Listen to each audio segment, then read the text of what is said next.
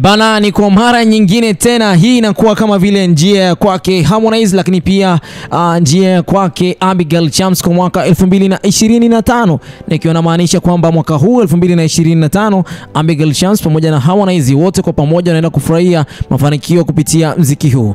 Ni kwa miezi kadhaa tu ambayo imeweza kupita tangu Me Too iweze kutoka mpaka kwa hivi sasa. Me Too imeweza kutimiza watazamaji milioni 10 kupitia mtandao wa YouTube, ikiwa ni kama ishara ya mafanikio ya kwake Harmonize pamoja na Abigail Chams. Lakini pia kwake Abigail Chams ndo inazidi kuwa kubwa zaidi, kwa sababu mwaka huu 2025 kuna mengi ambayo ameweza kuyaonyesha kupitia wimbo huu.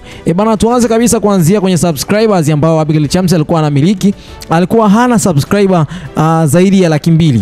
Lakini baada ya kuachia kichupa hichi pamoja na Harmonize imeweza kumpa subscriber wengi sana. Lakini pia kwenye ngoma hii ya kwake pamoja na Harmonize ameweza kupata likes 100,000 kupitia ukurasa huu wa YouTube. Na sasa basi nataka nikwambie tu ngoma hii iliweza kutoka tarehe 28 mwezi wa pili mwaka 2025, na katika siku hii leo tunavyoongea ni tarehe 9 mwezi wa 5 2025, katika siku ya Ijumaa. Mafanikio ya kwake Abigail Chams kupitia nyimbo hii yanazidi kuonekana. Kwanza kabisa ukienda kufuatilia katika page yake ya YouTube, nikinamaanisha kwamba comment ziko 6,100, lakini pia likes ziko 100,000, pamoja na kwamba subscriber wamezidi kupanda. Ila usisahau kuhusiana na views wanaozidi kusheheni siku hadi siku. Hii ni ishara kubwa sana kwake Harmonize, na kama akiingiza choyo kwa kipindi hichi, basi hapa amejikanyaga. Pamoja na kwamba anazidi kuwa ni mmoja kati ya mwanadada ambaye anafanya vizuri, ila pia audio yake ambayo ilitoka miezi miwili mpaka kwa hivi sasa, audio hii mpaka kwa hivi sasa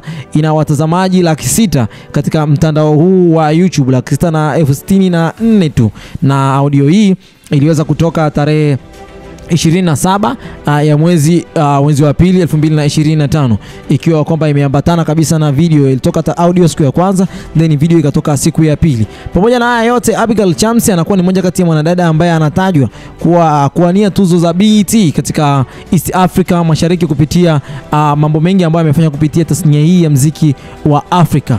Bana, mimi naweza ngasema kwamba Abigail Chams ndio msanii wa pekee kutoka katika nchi za Afrika Mashariki ambaye anafanya vizuri kwa sasa na anaonekana katika nyanja mbalimbali. Bana, kama ataibuka kidedea kupitia tuzo hii ya BET Awards, basi ni mlango mwingine wa kwake Abigail Chams kuzidi kufanya vizuri kimataifa, na ni mlango mwingine wa kwake Abigail Chams kuzidi kufanya vizuri pamoja na wasanii mbalimbali wa ulimwengu huu. Kwake Harmonize ni kama vile bahati bado haijakolea, au tuseme kwamba kuna vitu ambavyo vinamfanya yeye mwenyewe binafsi ashindwe kuchoma au ashindwe kutoboa kimataifa. Hii ni ishara kwamba Abigail Chams anawezekana akatoboa zaidi hata ya wasanii wengine katika nchi ya Tanzania. Anaweza akatoboa kama wasanii kama wakina Tyler au wakina Temzi kupitia muziki huu ambao anaofanya. Ukijaribu kuangalia aina ya muziki ambao anaofanya Abigail Chams ni tofauti kabisa na muziki ambao anafanya wasanii wetu ambao tumekuwa tukiwazoea katika nchi ya Tanzania.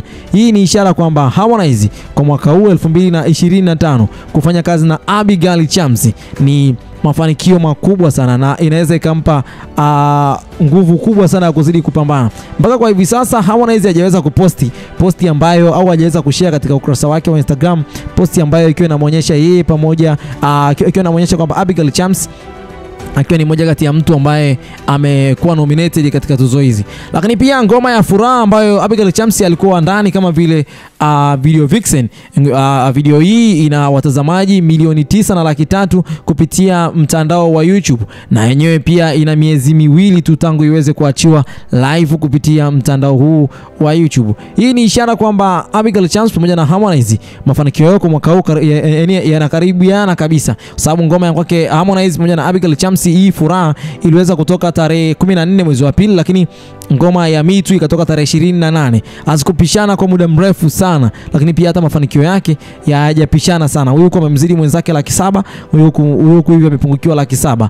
Basi mimi nafikiri kwamba sitakuwa na la ziada kwa muda huu. Hando mambo ambayo yanajiri katika mitandao ya kijamii, hususan katika swala zima la kwake Harmonize, Abigail Chams, lakini pia music industry kiujumla. Hapa ndipo katika kituo cha burudani. Usisahau kusubscribe, kulike na comment. Dondosha comment yako hapo chini, nitafurahi sana pale ambapo mtakayoiona. Mimi ni Pablo Escobar. Bye bye for now.